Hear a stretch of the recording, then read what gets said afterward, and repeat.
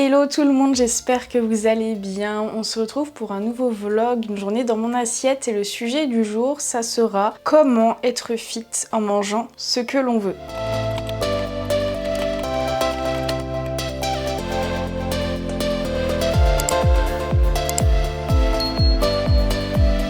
Parce que le cliché des fit girls, ça va être effectivement de s'entraîner plusieurs fois par semaine, mais également de faire très attention à la diète et de s'interdire plein de choses, plein d'aliments. Vous connaissez, je pense, mon état d'esprit là-dessus. Vous savez que je me fais énormément plaisir dans mon alimentation et que je mange de tout, du chocolat tous les jours, etc.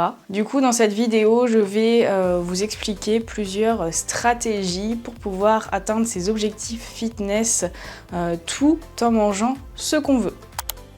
Ce matin au petit-déj, je vais faire mon bowl cake chocolat protéiné habituel, sauf que j'ai plus grand chose chez moi parce que je suis rentrée de Minorque hier. Il était dimanche hier, donc j'ai pas fait les courses. Là, il va falloir que je fasse les courses avant de manger tout à l'heure. Du coup, j'ai plus de banane. La banane, c'est un peu la base de ma recette. Je vais tenter de faire la même chose avec de la compote. Donc, on va voir ce que ça donne.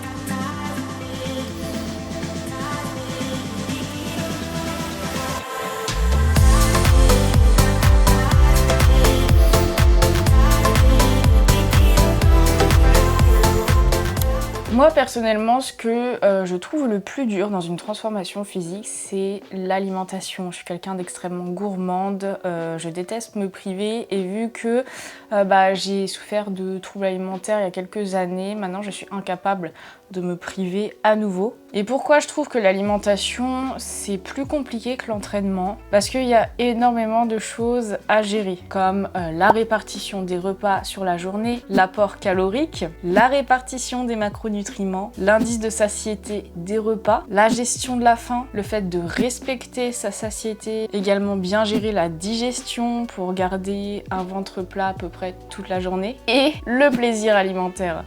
Donc là ça nous fait 8 paramètres différents auxquels j'ai pensé, ça fait beaucoup et je trouve que c'est pas facile de tout concorder. Et d'ailleurs je vous avais fait un sondage sur Instagram la semaine dernière où vous êtes 89% à avoir du mal à tout concorder dans l'alimentation. Et on n'est pas du tout aidé par toutes les idéologies alimentaires qu'on peut voir sur les réseaux ou dans le rayon nutrition des librairies. Qu'est-ce que j'appelle idéologie alimentaire? C'est un peu les régimes où il y a plein de règles à mettre en place qui sont assez souvent contraignantes.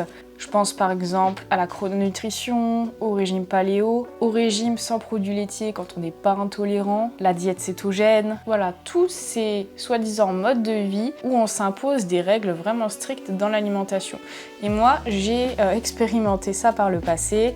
J'ai fait un régime sans féculents, ensuite je suis passée au régime paléo et ensuite régime sans produits laitiers, etc. Et à chaque fois je faisais pas ça 2 mois, hein, je tenais ça au moins 1 an. Donc j'ai eu plusieurs années où j'avais une idéologie alimentaire où je m'imposais beaucoup de règles qui étaient contraignantes et très frustrantes. Parce qu'à chaque fois on est obligé de bannir une très longue liste d'aliments, même des aliments qu'on aime bien. Et en fait pourquoi je faisais ça? C'est parce que je cherchais une solution miracle entre guillemets pour réussir ma transformation, devenir fit, etc. Je vous mets des photos de ce à quoi je ressemblais à l'époque. J'étais beaucoup plus légère qu'aujourd'hui, mais niveau aspect physique, ça donnait pas du tout ce que je voulais. Pourtant, à côté, je poussais à la salle, je m'entraînais beaucoup plus qu'aujourd'hui d'ailleurs, mais j'atteignais pas du tout mes objectifs. Aujourd'hui, avec du recul, en ayant une alimentation beaucoup plus libérée, je peux te garantir que l'alimentation miracle, elle existe pas du tout. Si tu penses qu'en changeant plein de règles alimentaires, qui va être contraignante, tu vas atteindre tes objectifs sur le long terme? Je te garantis que pas du tout. Et bien au contraire, parce que ce genre d'alimentation, elle est trop restrictive, trop frustrante, et donc sur le long terme, c'est intenable. Sur ce, moi, je vais m'entraîner avant qu'il y ait du monde à la salle. Ça sera une séance jambes. Et ensuite, je reviens avec vous pour parler alimentation.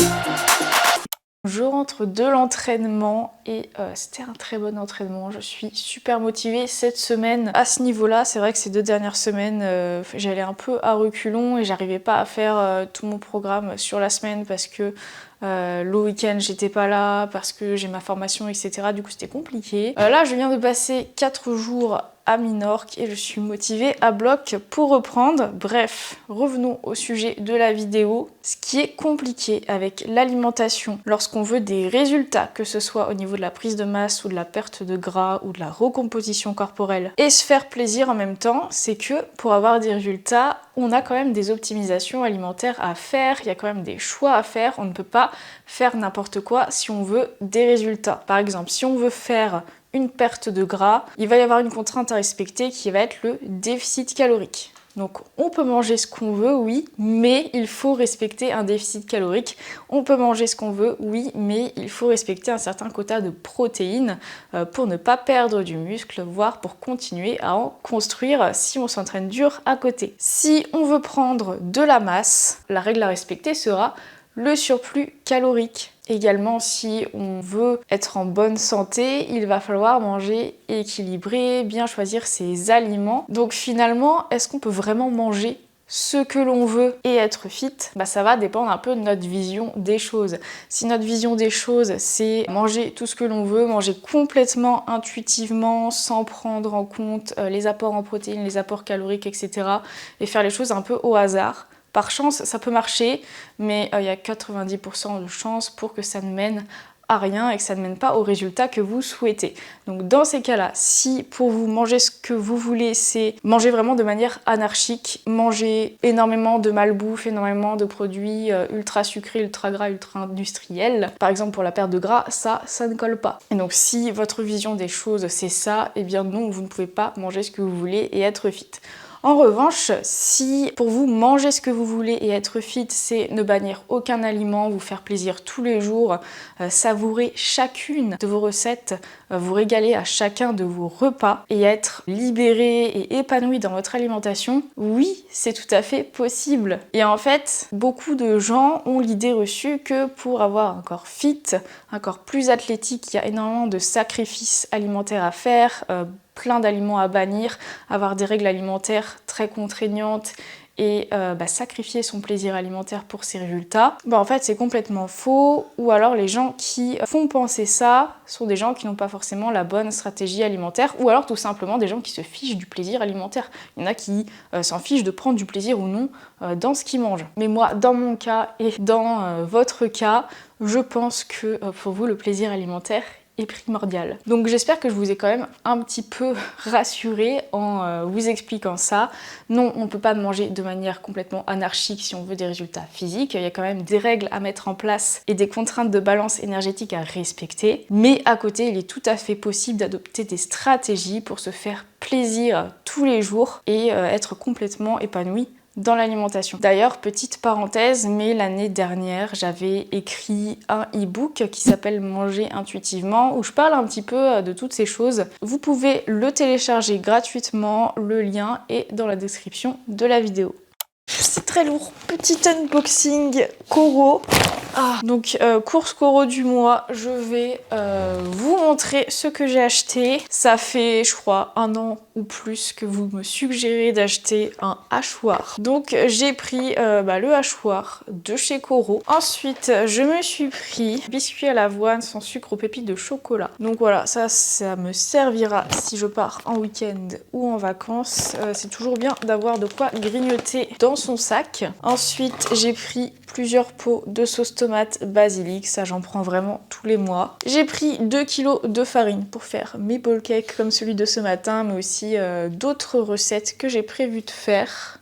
Voilà, comme ça j'ai ma petite réserve. Ensuite, j'ai pris des conserves, donc des petits pois et de l'edamame, je sais pas si on dit comme ça. D'ailleurs, l'edamame, je vais m'en servir ce midi pour faire un poke bowl. J'ai pris de la purée de pommes pour faire des recettes, c'est toujours utile d'en avoir. Ensuite, j'ai pris des saucisses de 7 ans.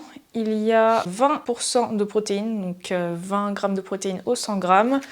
Une portion, je crois que c'est 100 grammes. Ouais, c'est ça, c'est à peu près 110 grammes la portion, donc 2 saucisses. Et j'ai prévu de tester ce soir. J'ai déjà goûté des saucisses de 7 ans et j'avais pas aimé. J'espère que celles-ci sont bonnes. On verra ça. Comme très souvent, je sais pas si j'en prends tous les mois, mais presque 5 kg de riz, ainsi qu'une boîte de 6 fois 200 g de tofu rosso qui est incroyable comme tofu. Je vous le recommande.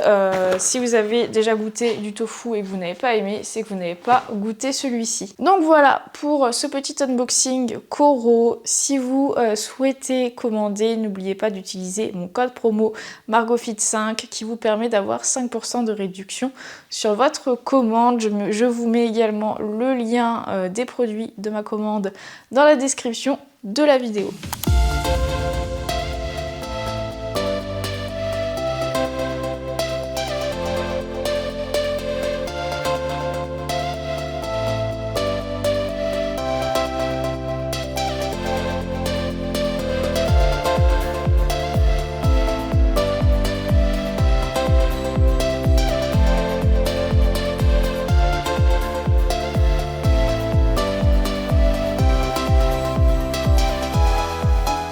Maintenant, je vais vous expliquer quelques stratégies que vous pouvez mettre en place pour atteindre vos objectifs fitness tout en vous faisant plaisir dans votre alimentation. La diète la plus connue qui associe plaisir et fitness, ça va être la diète flexible. La diète flexible, grosso modo, c'est tu peux manger ce que tu veux tant que tu atteins tes macros. Les données qui vont être importantes dans l'alimentation pour perdre du gras, prendre du muscle, faire une recomposition corporelle, ça va être l'apport en calories, pour savoir si vous êtes en surplus calorique, en maintien ou en déficit calorique, et l'apport en protéines, si vous faites de la musculation, que vous ne voulez pas perdre de masse musculaire en perte de gras, que vous voulez continuer à prendre de la masse musculaire, la contrainte c'est de manger entre 1,6 et 2,2 g de protéines par kilo de poids de corps. Tant que vous respectez ces deux paramètres, vous pouvez manger ce que vous voulez et atteindre vos objectifs. Cette diète a beaucoup d'avantages parce que oui, ça permet d'être ultra flexible, d'où son nom, la diète flexible, mais je trouve ça contraignant parce que ça nécessite de se balader toujours avec son appli de tracking de calories et dès que vous mangez quelque chose, vous devez le renseigner dans l'appli. C'est assez fastidieux, faut retrouver les bons aliments, mettre les bonnes quantités, donc ça se nécessite de peser aussi. Et faire ça tous les jours, franchement moi je l'ai fait et je ne me vois pas le refaire. Il y a trop de charge mentale, ça prend trop de temps je trouve, de manière cumulée dans la journée. Autre désavantage, c'est qu'il y en a qui vont vraiment faire ça à l'extrême, dans le sens où ils vont complètement oublier l'aspect santé, l'aspect micronutritionnel, donc apport en vitamines et minéraux de l'alimentation. Donc c'est des personnes qui, en diète flexible, peuvent respecter leur total calorique ainsi que leur apport en protéines, tout en mangeant de la malbouffe tous les jours, tout le temps. Certes, on peut quand même atteindre son objectif comme ça, théoriquement, effectivement, mais l'aspect santé est complètement négligé et sur le long terme, on va pas être en forme, on va être carencé en certains micronutriments, on va avoir une trop forte consommation de sel. Donc sur le long terme, pour la santé c'est pas ouf et pour la forme en général de toute façon. Mais le gros avantage effectivement c'est qu'on peut manger ce que l'on veut, on peut être flexible, se faire des bonnes petites recettes, manger son carré de chocolat préféré dans la journée, tant que ça rentre dans les macros, c'est bon.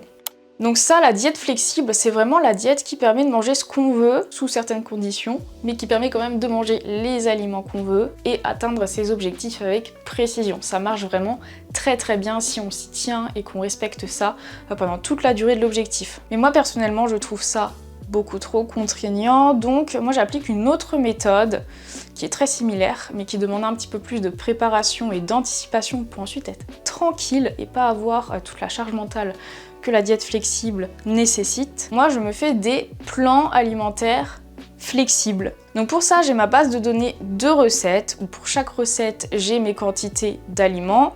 Au préalable, j'ai fait le calcul des macros de la recette, donc combien de calories ça m'apporte, combien de protéines ça m'apporte, et éventuellement combien de glucides et de lipides. Mais je vais pas détailler ça parce que c'est un petit peu moins important, et sinon la vidéo serait imbuvable. Donc voilà, chacune de mes recettes, je sais combien ça m'apporte en termes de calories et de protéines. Et vu que j'ai énormément de recettes dans ma base de données, chaque fin de semaine, je me fais un tableau Excel pour la semaine suivante et je note les recettes que j'ai envie de manger. Je fais en sorte d'avoir des recettes que je peux manger plusieurs jours. Comme ça me permet de faire du batch cooking le dimanche et ainsi avoir pas mal de repas de près déjà dans la semaine, donc je suis tranquille. Et une fois que toute ma semaine de repas est planifiée, j'ai plus qu'à faire ma liste de courses.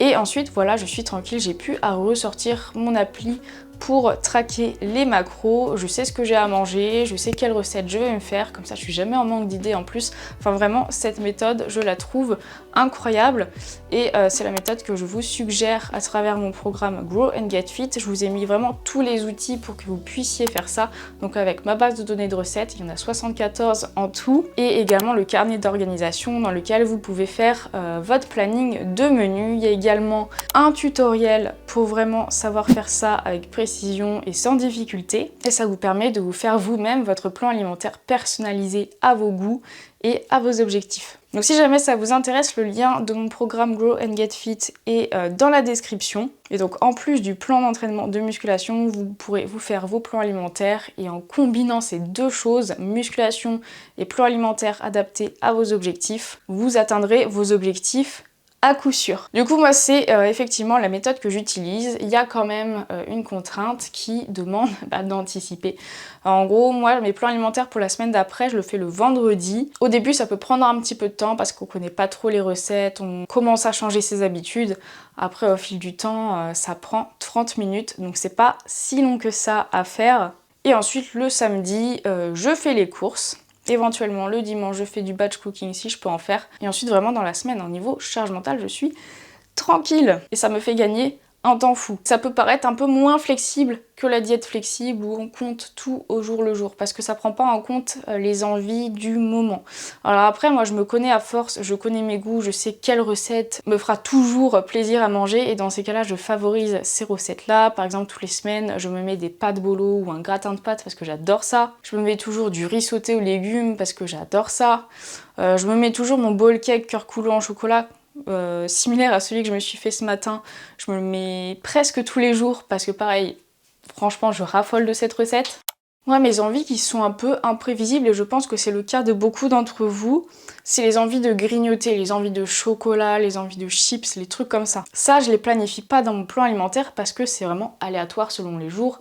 Ça dépend aussi des émotions, c'est un peu l'alimentation émotionnelle, le fait de grignoter à droite à gauche comme ça, parce que c'est pas toujours de la faim. Je fais vraiment en sorte de me planifier des recettes qui vont être satiétogènes pour moi, riches en protéines, et comme ça j'ai pas faim entre les repas. Mais effectivement, vu que je travaille toute la journée chez moi, j'ai toute ma nourriture, tous mes placards à disposition, et parfois, souvent c'est quand j'ai une charge mentale énorme et du coup que ça me stresse, j'ai envie de grignoter pour me réconforter un petit peu. Ça, je l'anticipe pas, je veux pas l'anticiper. Je sais pas quand est-ce que ça va m'arriver. Et après, ça me fait toujours plaisir de me dire, ah tiens, j'ai envie d'une glace en dessert, avoir la liberté de pouvoir me manger une glace en dessert, ça j'y tiens aussi, sauf que je sais pas quand est-ce que j'en ai envie dans la semaine. Donc voilà, ça va être les petits grignotages sucrés, les petits desserts, les trucs comme ça que je ne vais pas planifier dans mon plan alimentaire. Donc ce que je fais, je rajoute de la flexibilité dans mon plan alimentaire.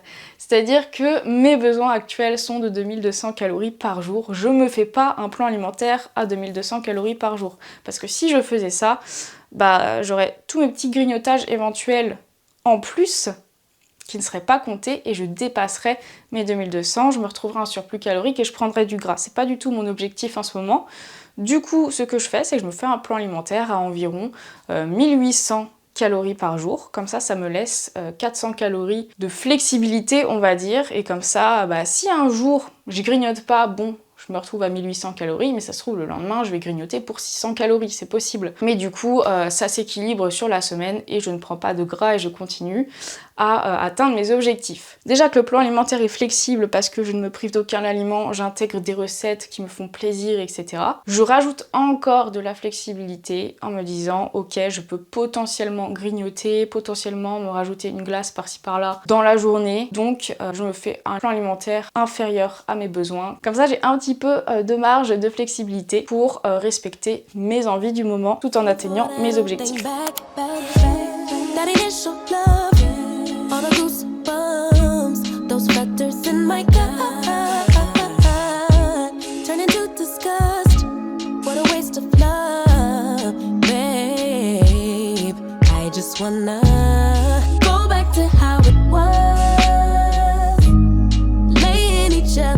La question qu'on va me poser et qu'on me pose déjà beaucoup, c'est que quand on a un plan alimentaire ou qu'on compte ses calories en diète flexible, quand on a un repas à l'extérieur et qu'on ne connaît pas les valeurs nutritionnelles du repas, comment faire ?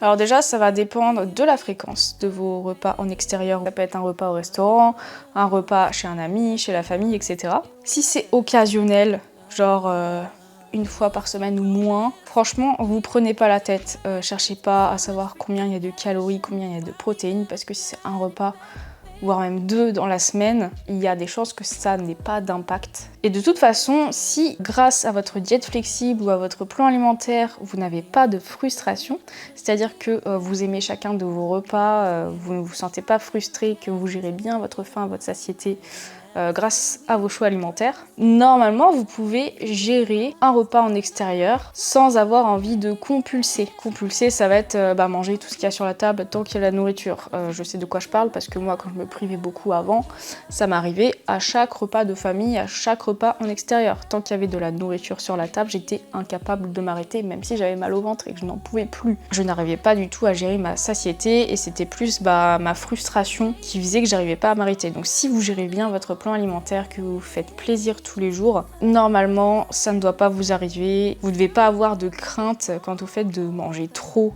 et de pas vous contrôler.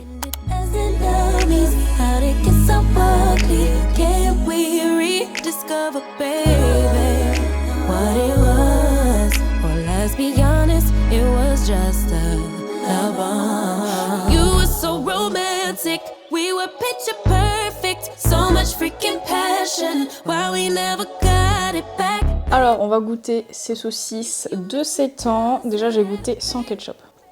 En vrai, ça va. Et avec le ketchup maintenant. Avec le ketchup, c'est très bon et je pense couper en morceaux, mélanger dans une salade ou mélanger dans un plat à la poêle. Ça doit vraiment être très très bon. Très bonne alternative de protéines végétales si on n'est pas allergique au gluten, bien sûr. Bon et bien les amis, voilà pour cette vidéo. J'espère que vous avez compris un peu comment est-ce qu'on peut avoir des objectifs fitness et manger un peu ce que l'on veut. Certes, il y a quand même des règles à respecter, des contraintes à respecter. De toute façon, tant qu'on a un objectif, quel que soit le domaine, il y a des choses à faire, des efforts à fournir, c'est sûr. Dans le fitness, les efforts sont à fournir au niveau de l'entraînement, mais également au niveau de l'alimentation, du mode de vie en général. Après, on n'est pas obligé de faire des choses drastiques et trop contraignantes, on peut trouver des stratégies pour nous faire apprécier le processus et pas se sentir au régime et être un petit peu plus flexible et adopter une stratégie qui nous correspond. Ça nous permet certes d'apprécier le processus mais surtout d'aller au bout de l'objectif parce qu'on a l'impression de faire un petit peu moins d'efforts et ça nous permet de maintenir les objectifs sur le long terme également parce qu'une fois qu'on a atteint son objectif, si on s'y prend de manière vraiment drastique et très difficile, ça va être compliqué à tenir par la suite. Alors que si on change son mode de vie de manière globale, de manière réaliste et d'une manière qu'on se voit tenir très longtemps, c'est comme ça qu'on va maintenir les résultats. En tout cas, si vous avez besoin d'aide pour trouver votre stratégie qui vous permettra de vous transformer, d'atteindre votre objectif, n'oubliez pas que vous pouvez rejoindre mon programme Grow and Get Fit, le lien est dans la description de la vidéo. J'espère que la vidéo vous aura plu. N'oubliez pas de laisser un like, un commentaire et de vous abonner pour me soutenir. Et on se retrouve très bientôt pour une prochaine vidéo.